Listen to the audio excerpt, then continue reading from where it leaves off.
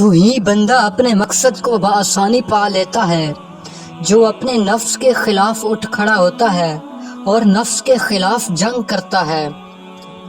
روٹی کا خشک ٹکڑا اور یا رزاق کو لے کر جیب میں رکھا کرو، بہت جلد دولت مند بن جاؤ گے۔ محبت کی تلاش آپ کا ہدف نہیں ہے، بلکہ آپ کا ہدف ان رکاوٹوں کو تلاش کرنا ہے جو آپ نے اس ہمت اور جذبے کے خلاف بنا لیں۔ ہر وہ شے جو تم نے صلاحیت، دولت اور فن سے حاصل کی، کیا آغاز میں محض ایک سوچ اور ایک تجسس نہ تھا؟ نعمتوں کا شکر نعمت کو زیادہ بڑھاتا ہے۔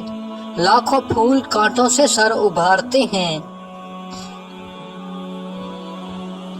اچھا بولنے کے لیے پہلے اچھا سننا ضروری ہے۔ ایک انسان کو پہلے سننا چاہیے اور اسی سے بولنے کا فن سیکھنا چاہیے۔ خر دماغ اور جاہل کو نصیحت کرنا ایسا ہے جیسے بنجر زمین میں کھیتی باڑی کرنا۔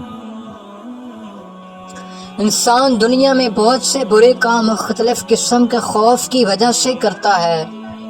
اگر خدا کی مدد پر یقین کامل ہو جائے تو انسان برائیوں سے بچ جاتا ہے۔ اللہ کی زمین میں خلوص کا دانہ بو دے تاکہ کوئی چور اسے چرا نہ سکے۔